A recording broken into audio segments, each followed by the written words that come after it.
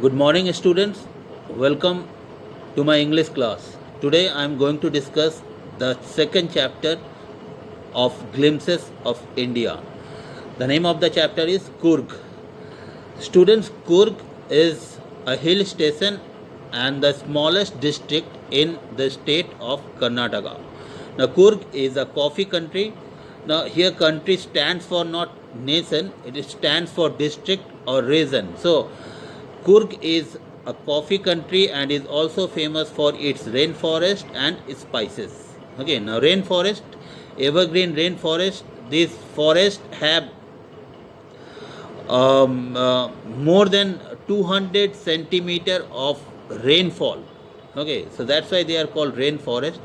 And it is also famous, Coorg is also famous for spices, what we call masala. I said that midway between Mysore and the coastal town of Mangalore sits a piece of heaven that must have drifted from the kingdom of God.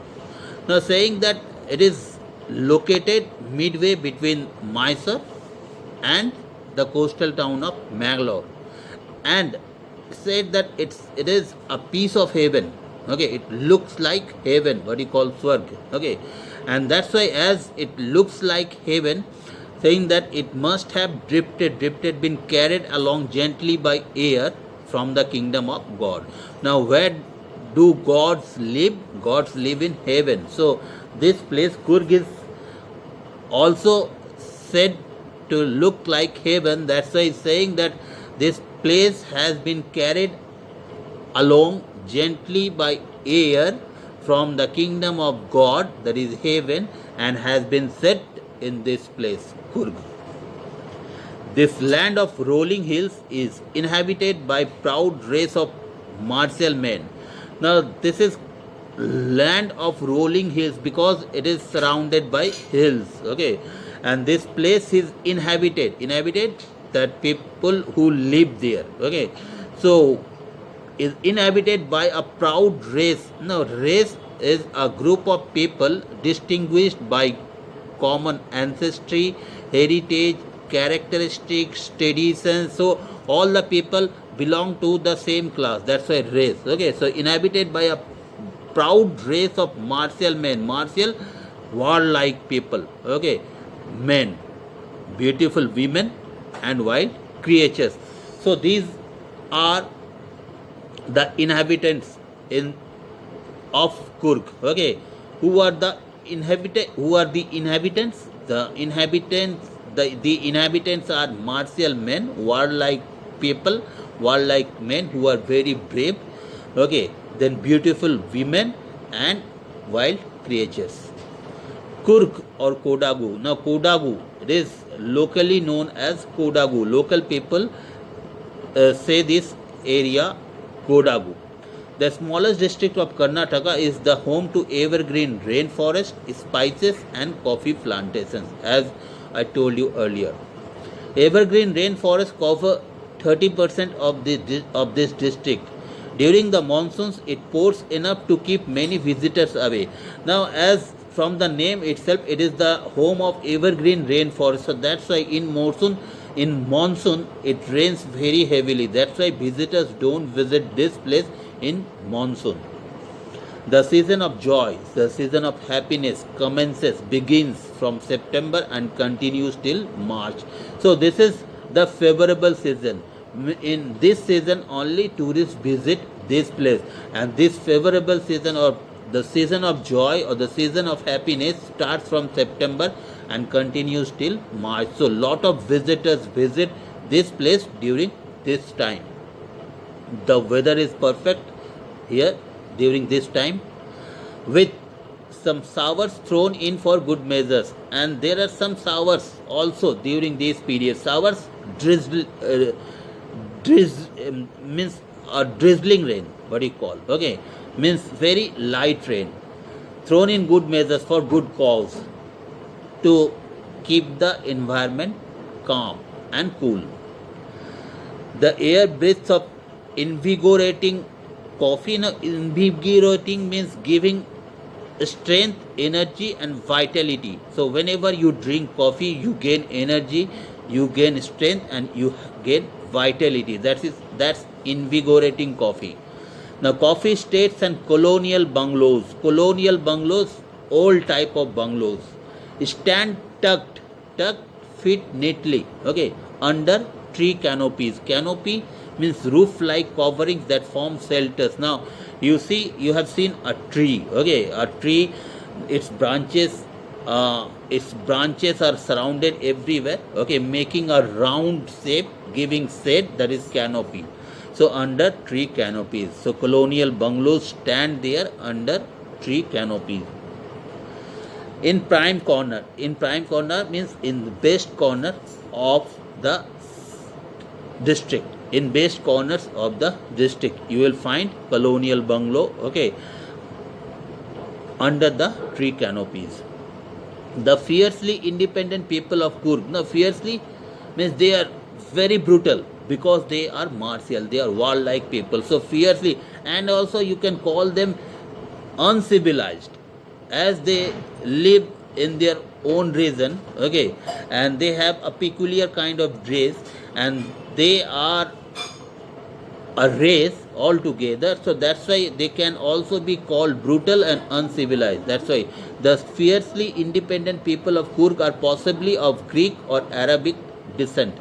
Now, talking about their ancestry, talking about their hereditary, okay, their derivation, from where, okay, had they descended on this land, okay. So talking about their ancestry, talking about their hereditary, okay, there are two possibilities. One is that they may have a Greek descendant, or they may have an Arabic descendant, okay. So, as one story goes, a part of Alexander's army moved south along the coast and settled here when return became impractical. This is one of the stories about their hereditary, okay. This Alexander's army came to India, and Alexander's army moved south along the coast, and settled here when return became impractical. So Alexander's army once reached this place, Coorg, okay, and they could not return back, okay. That's why return become impractical. So what they did, they settled here only. These people married amongst locals, and their culture is apparent in the martial tradition. Now the people living here, okay, the Coorgis, what you call, so they marry among themselves, okay, and that's why they have their own culture, okay, and their culture is seen in the martial traditions, in these people's traditions, marriage and religious rites, which are distinct from the Hindu mainstream, which are different from the Hindu mainstream. So their marriage, okay, their rituals, their traditions, these are different from Hindu mainstream, Hindu tradition, which most people follow in India. This is about their Greek origin. Now, talking about the second possibility, that about their Arabic descent. The theory of Arabic origin draws support from the long black coat with an embroidered means to stitch a decorative design on fabric. Fabric means cloth with needle and thread of various colors. So, their theory of their Arab origin draws support from the long black coat with an embroidered waist belt tied along the on waist, owned by the Kodabus, known as kupia. Okay, so their dress is known as kupia, and it resembles kufia, and it resembles means look as the same, okay, or look like, okay, looks like kufia. Kufia is the name of another dress which was owned by whom? Owned by the Arabs and the Kurds. So this dress, that is kupia, owned by the Kodabus or the local people here living in Coorg, okay, their dress matches like the Arabs, the dress the Arabs wear, okay, known as kufia, and also the dress that Kurds, people of Kurds were. Okay. Now Kurds, inhabitants of, you can say, Turkey, Iran, Iraq, etc. Russia also. Okay. So this kufiya owned by Kodabus, okay, this dress resembles, matches or looks like kufiya owned by Arabs or Kurds. That's why, okay, this theory gives support to their hereditary that they are originated from Arabs. Now Kurgi homes have a tradition of hospitality. Now hospitality, act or service of welcoming, receiving or hosting or entertaining guests. Okay. So Kurgi homes have a tradition of hospitality and they are more than willing to recall, remember. Okay.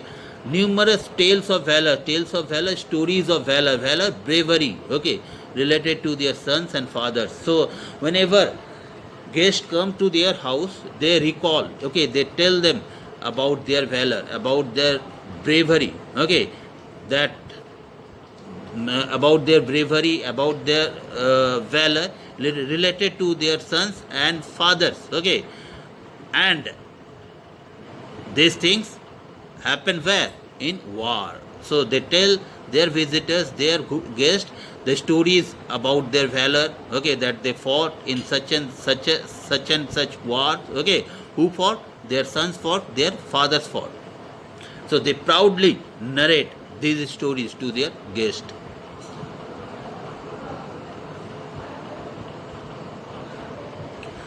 Now, the Kurg regiment is one of the most decorated in the Indian army. Now here decorated means not related to decoration. Okay, here decorated means having received maximum number of awards for bravery in war. So this Kurg regiment, regiment means a unit of armed troops or force under the command of an officer. Okay, so in Indian army there are various regiments, okay, Punjab regiment, you can say Jharkhand regiment, Kurg regiments, okay. So this Kurg regiment is one of the most decorated regiment in the Indian army. Decorated, as I told you, have received the maximum number of awards, okay, than any other regiments in Indian army, this Kurg regiment. So why they have won so many awards? Because they are brave people, okay, they are brave warriors. And the first chief of the Indian army, General Karyappa, was a Kurgi. Even the first chief of the Indian army, who is he? Is General Karyappa. He was also a Kurgi. Even now, Kodabus are the only people in India permitted to carry firearms without a license. So Kodabus or the Kurgis are the only people in India who are permitted to carry firearms, weapons, guns, bombs like this, okay.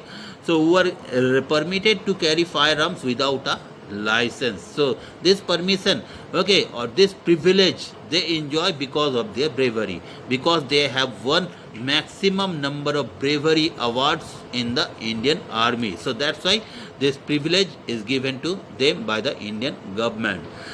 So that's it for this part. This is part 1 of the chapter Kurg. Okay, so we will continue the same chapter, okay, in my second part, that is part 2. So I will upload part 2 also along with part 1. So do watch my videos when they are uploaded on the school's website.